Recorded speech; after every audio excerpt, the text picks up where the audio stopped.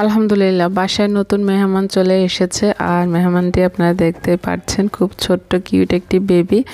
আর এটা হচ্ছে আমার দেবরের বেবি। আসসালামু আলাইকুম, আমি Sayeda Irin. Welcome back to my channel. আশা করছি সবাই ভালো আছেন, আমরাও আছি আলহামদুলিল্লাহ।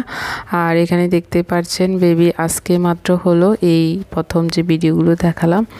আর এখানে হচ্ছে 5 কেজি খাসির মাংস, আর দেখতে পাচ্ছেন খুব ফ্রেশ মাংসগুলো।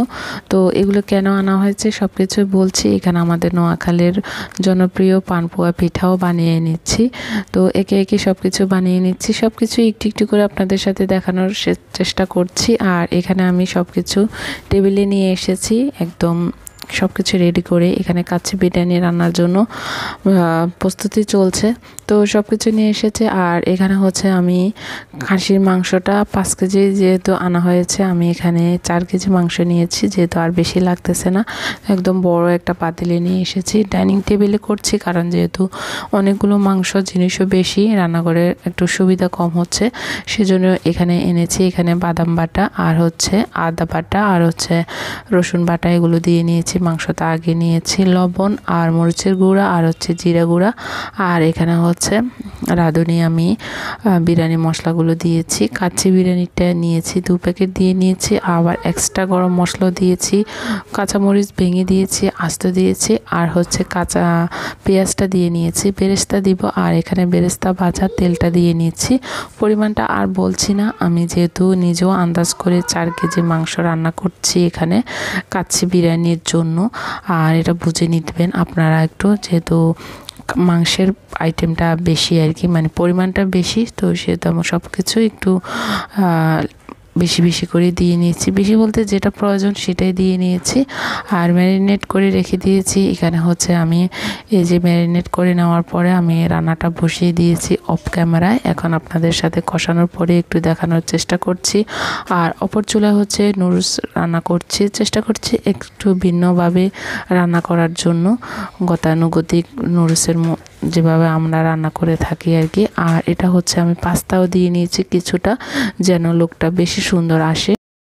আর এগুলো করা হচ্ছে কেন এটা বলেনি, কারণ আমাদের পাশে যেহেতু নতুন বেবি এসেছে, আমার দেবরের ছেলে হয়েছে, তো সেজন্য মেহমান আসছে। তো মেহমানের জন্য একটু ভালোভাবে রান্নাবান্নার আয়োজন চলছে, নাস্তার আয়োজন চলছে। আর দিনটি ছিল কিন্তু শুক্রবার, সে যেহেতু ভিডিওটি আগের, আমি সব কিছু মনে আছে, আমি মনে করে দিচ্ছি। আর এখানে দেখছেন বড় একটা কার্টুন খোলা হয়েছে, এটা হচ্ছে 30 কেজির একটা কার্টুন। আর এই কার্টুনটা দিয়েছে আমার ননদের জামাইয়ের কাছে, ভাইয়া যেহেতু এসেছিলেন, তো ভাইয়ের কাছে দিয়েছে। তো কার্টুনটা ওই দিনই দিয়েছে, আমি আপনাদের সাথে ওই ভিডিওটার সাথে শেয়ার করে নিচ্ছি। তো কি কি দিয়েছে একটু একটু দেখাচ্ছি, সব কিছু আর দেখানো যাচ্ছে না, দেখা যাচ্ছে ভিডিওটি বড় হয়ে যাবে। আর এই যে শ্যাম্পু, ওদের জন্য গুঁড়া দুধ দিয়েছে, চকলেট দিয়েছে, খেজুর, ওটস বা আরও যা যা লাগে আর কি, সব কিছু দেখা গেছে মনেও নেই, এই আর কি, এলাচ, সব কিছু দিয়েছে, যা দিয়েছে যা পারছে। এই মেয়ের জন্য বেশিরভাগ শপিং করা হয়েছে। আর ছোট বেবি হয়েছে, ছোট বেবির জন্য কিছু জিনিস দেওয়া হয়েছে, এই যে কিছু ড্রেস দেওয়া হয়েছে।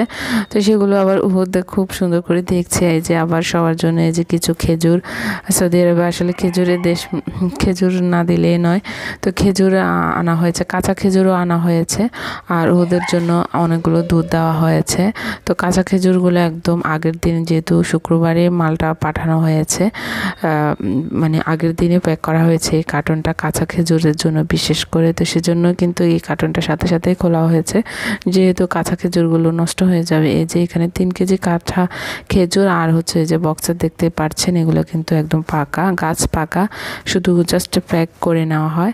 তো এই যে আপনাদের সাথে আমার হাজব্যান্ড কী কী পাঠিয়েছে সেগুলো একটু শেয়ার করে নিলাম। আর এটা হচ্ছে আমার আগের দিন আমি পুডিং বানিয়ে রেখেছিলাম, মানে আমি বৃহস্পতিবার রাতে বানিয়েছিলাম। তো এখন মেহমান আসার আগে আমি সব কিছু রেডি করে নিচ্ছি, আমি আর আমার যা মিলে। তো পুডিংটা অনেক ভালো হয়েছে, আমার কাছে পুডিং ভালোই লাগে। আর যে পুডিংটার কালারটা কিন্তু এমন এসেছে, আমার কাছে ভালো লাগে কারো সাথে কোনো কিছু মানে নিজের হাতে বানানো ডেজার্ট একটু শেয়ার করতে কেউ বাসায় আসলে।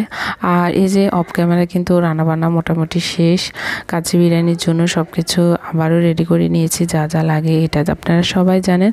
আমি লেয়ার বাই লেয়ার কিন্তু কাচ্চি বিরিয়ানিটা সাজিয়ে নিয়েছি। চালটা আলাদা সিদ্ধ করে 80% নিয়েছি, এরপরে আমি লেয়ার বাই লেয়ার সাজিয়ে বেরেস্তা, কিশমিশ, কাঁচামরিচ দিয়ে সাজিয়ে নিয়েছি, মানে 3টা লেয়ারে করেছি। এরপরে কাঁচামরিচ দিয়েছি, ঘি দিয়েছি, এগুলো দিয়ে আবার আধা ঘন্টা আমি দমে রেখে দিয়েছি। তাহলে খুব ভালো গরম হবে, যেহেতু একটু ঠান্ডা হয়ে গেছে লেয়ার সাজাতে।